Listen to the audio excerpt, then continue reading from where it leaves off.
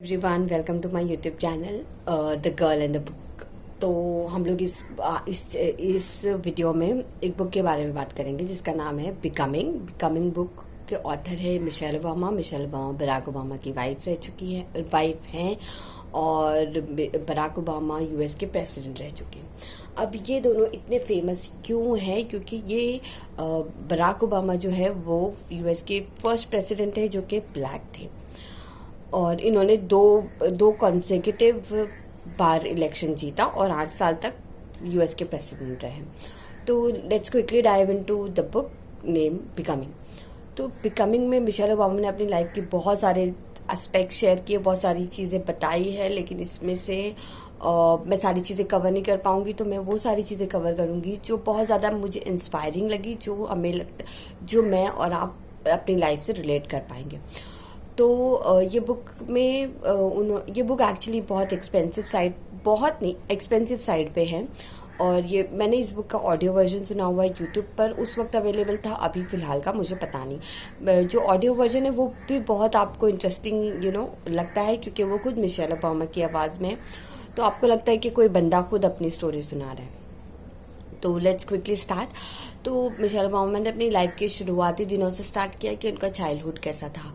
वो लोग rented house में थे। उनके जो डैड थे उनको मल्टीपल स्क्लेरोसिस था और वो किस तरह से अपना सैटरडे संडे पब्लिक सर्विसेज में डालते थे। उनकी मम्मी जो थी वो एक होम मेकर थी और एक दो एरियाज हुआ करते थे, एक बहुत ज्यादा प्रिविलेज लोगों का, एक अनफॉर्चुनेट लोगों का हुआ करता था। तो जो एरिया अनफॉर्चुनेट लोगों का था, जो थोड़े पुअर साइड पे आते थे, वहां पर मिशेल ओबामा रहा करती थी। फिर वो अपनी कॉलेज के बारे में बताती कि किस तरह से उनको जो कॉलेज में एडमिशन चाहिए था, हर किसी ने उनको डिमोटिवेट किया कि नहीं, ऐसे नहीं हो सकता, ये कॉलेज में तुमको एडमिशन नहीं मिलेगा। और फाइनली उन्होंने उस कॉलेज में एडमिशन लेकर बताया। फिर उसके बाद में वो जो लॉयर बनने के बाद में वो जो फर्म में काम कर रही थी, वहां पर उनकी बराक ओबामा से मुलाकात होती है। बराक ओबामा वहां पर उनके अंडर काम करने, उनके साथ में इंटर्नशिप करने आते। एज वाइज वो बड़े नहीं थे, आई थिंक कुछ 3 साल का डिफरेंस था, पर वो एक्सपीरियंस लेने के हिसाब से वहां पर इंटर्नशिप करने आते हैं। तो इस तरह से they both get along and then they decide to get married. तो उसके बाद में मिशेल ओबामा बताती कि किस तरह से शादी के बाद में उन मिसकैरेज फेस किया उन्होंने। मिसकैरेज अभी की टाइम में बहुत ज्यादा कॉमन है, उस वक्त भी हुआ करता था। तो लोग इस चीज को डिस्कस नहीं करते, लोग इस चीज को बुरा समझते हैं। Then it ends up building into more stress into a women's life. तो अगर हम लोग इस चीज को खुल के बात करेंगे, जैसे अब मेरे साथ भी वही हुआ है, आपके साथ भी वही हुआ है, तो हम लोग कनेक्ट कर पाएंगे और इस चीज से उभरने की बेटर ट्राई कर सकते हैं। तो इस चीज को हमें गलत नहीं मानना है उनका ये मतलब, क्योंकि हर औरत के लिए ये बहुत बुरा फेज होता है मिसकैरेज का, जो मिशेल ओबामा भी फेस कर चुकी है। उसके बाद में वो टेस्ट ट्यूब बेबी के बारे में बताती कि किस तरह उन्होंने टेस्ट ट्यूब बेबी का जो प्रोसीजर था वो खुद के लिए के लिए यूज किया, क्योंकि उनको कंसेप्शन में प्रॉब्लम थी। फिर आगे बढ़ते हुए उन्होंने ये बताया कि किस तरह से वो अपनी life everything she was managing her work, she was managing her house, she was managing the babies. और बराक फाइनेंशियली भी वो बहुत ज्यादा पॉइंट आउट हो गई थी। तो जो हमें अभी हम देखते हैं आर्टिकल्स में, मीम्स में कि ये लोग सेलिब्रिटी कपल है, पर एक टाइम पे वो लोग खुद भी अपनी मैरिज के साथ में स्ट्रगल कर चुके हैं उसको बचाने के लिए।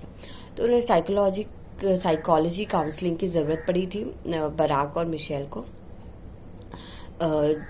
फिर मिशेल ओबामा ये बताती है कि किस तरह से Barack used to be very busy. वो इतने बिजी हुआ करते थे कि जब कुछ वक्त दिया करते थे कि मैं 8 बजे आऊंगा, तो he might come at 8, he might come at 9, he may never come, he may come after a week और सो।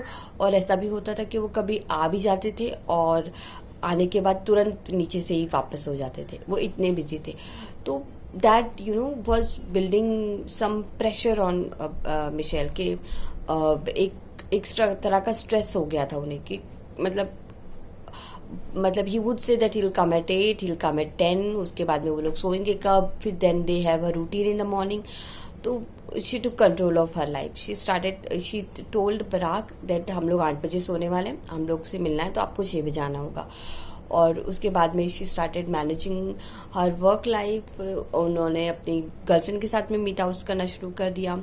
वो अपनी मम्मी के पास में अपने बच्चों को छोड़कर जाती थी और एक जो कि फ्री टाइम अपना जो था अपने लिए मी टाइम वो स्पेंड करती थी अपनी गर्लफ्रेंड्स के साथ, ताकि वो खुद को मतलब रिचार्ज कर सके. फिर उसके बाद में जो मिशेल ओबामा है वो ये बताती है कि किस तरह से बराक अपनी जो जितनी भी अर्निंग है वो सारी वो उनकी बुक्स लिखने में, बुक्स पढ़ने में, आर्टिकल्स में चले जाया करती थी, और किस तरह से वो फाइनेंशियली भी अपनी फैमिली को सपोर्ट कर रही थी. और वो ये बताती कि किस तरह से उन लोगों का कोई एजेंडा नहीं था पॉलिटिक्स में आने का. They wanted to help people, they wanted to do public services, but they never thought of coming into politics. But ये चीज़ आती गई और इतना उन्हें पब्लिक सपोर्ट मिला कि वो लोग ना भी नहीं कर सके. And then she had to involve in campaigning. वो उन्होंने भी बहुत सारे कैंपेन किए. ये बुक में उन्होंने बहुत डिटेल्स में बताया कि वो लोग सुबह एक स्टेट में कैंपेन कर रहे, दूसरे स्टेट में शाम में कैंपेनिंग कर रहे.